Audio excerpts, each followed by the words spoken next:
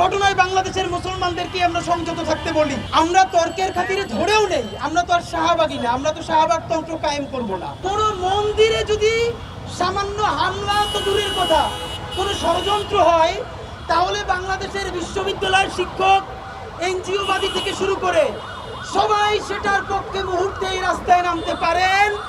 কিন্তু মুসলমানের নিজের জীবনের থেকেও পবিত্র কোরআনে কারিমকে যদি লাথি মেরে নষ্ট করা হয়, তাহলে তার পক্ষে বলা তো দূরের কথা, তার ব্যাপারে একটা সামান্য শব্দের প্রতিবাদ করাকেও তারা সাম্প্রদায়িকতা মনে করেন। নরসাদ বিশ্ববিদ্যালয়ের মতো একটা জায়গায় একজন শিক্ষার্থী যেই অবমাননাটা করলো, আমি অবাক হই। আমরা মাঝে মধ্যে বলি যে আমাদের এখানে ধর্মপ্রাণ মুসলমান মাঝে মধ্যে অনেক কিছু বোঝে না, মাঝে মধ্যে তারা অনেক কঠিন ভাষার কথা বলে ফেলে, কিন্তু আমি অবাক হই এইরকম জঘন্যতম কাজ করবার পর বাংলাদেশে আলেম সমাজের পক্ষ থেকে, ধর্মপ্রাণ মানুষদের পক্ষ থেকে যে রিয়াকশন হওয়ার কথা ছিল, তারা তার কিছুই করেন নাই, তারা সংযমের পরিচয় দিয়েছেন।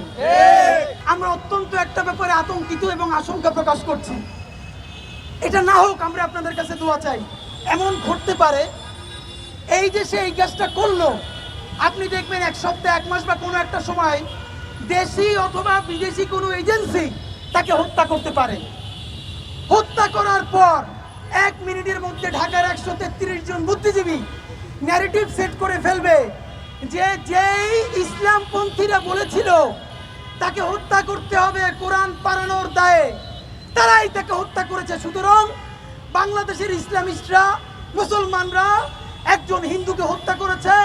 এখন বাংলাদেশের হিন্দুদেরকে বাঁচানোর জন্য অবশ্যই ভারতকে এখানে ইন্টারভিউ করতে হবে। এই যে দুর্গা পূজায় কোনো ধরনের ঝামেলা করতে পারলো না দিল্লির দোসরেরা, আওয়ামী লীগের গণহত্যাকারীরা, এই মাসে জুলাই সনদ বাস্তবায়নের জন্য সব থেকে গুরুত্বপূর্ণ মাস।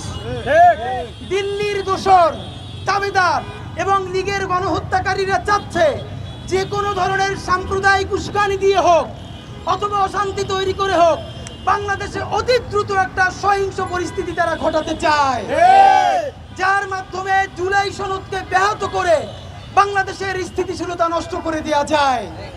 এর চূড়ান্ত প্রমাণ তারা পার্বত্য চট্টগ্রামে চেষ্টা করেছিল। আপনারা দেখেছেন, স্বরাষ্ট্র উপদেষ্টা পর্যন্ত বলেছে পার্বত্য চট্টগ্রামের অবৈধ অস্ত্রগুলো আমাদের প্রতিবেশীর সীমান্ত থেকে এসেছে। বাংলাদেশের দেশপ্রেমিক মানুষদের সহযোগিতায়, আল্লাহ তাআলার অশেষ রহমতে সেই ষড়যন্ত্র আমরা সবাই মিলে মোকাবেলা করেছি। বন্ধুরা, এবার শুরু হবে। আজকে দেখবেন কেউ কোরআন শরীফ পায়ে মারাচ্ছে, কালকে দেখবেন কোরআন শরীফ পুড়িয়ে দিচ্ছে। এখন আমাদের একটা কথা, আমাদের এই লোক যদি অসুস্থই হয়, তাহলে আজকে যে কোরআন শরীফ পোড়াইলো, আগামীকালকে যে সে আবার পোড়াবে না বা পারাবে না, তার নিশ্চয়তা কি আপনি আমাকে বলেন? মুসলমানের কোরআন কারীম ছাড়া অন্য সমস্ত ধর্মগ্রন্থগুলো হইল literature, great art, great literature. এটা বাংলাদেশের বুদ্ধিজীবীদের বইয়ের তাকে থাকতে পারবে। এটা বিশ্ব সাহিত্য কেন্দ্র থেকে শুরু করে সকল বড় বড় যেই আমাদের লাইব্রেরিগুলো আছে সেখানে থাকতে পারবে, কারণ এখানে অন্য ধর্মের স্ক্রিপ্টগুলো শুধু ধর্মগ্রন্থ না, এগুলো গ্রেট আর্ট, গ্রেট লিটারেচার। কিন্তু কোরআন শরীফ এটা হইল শুধুই একটা ধর্মগ্রন্থ, এইটা কোনোভাবে গ্রেট আর্টও না, লিটারেচারও না, এটাকে বইয়ের তাকেও রাখা যাবে না এবং এটা নিয়ে কথা বললেও বুদ্ধিজীবীতে থাকবে না। এই হলো আমাদের অবস্থা। এবং দেখেন ইনকিলাব মঞ্চের অবস্থাটা কি কঠিন।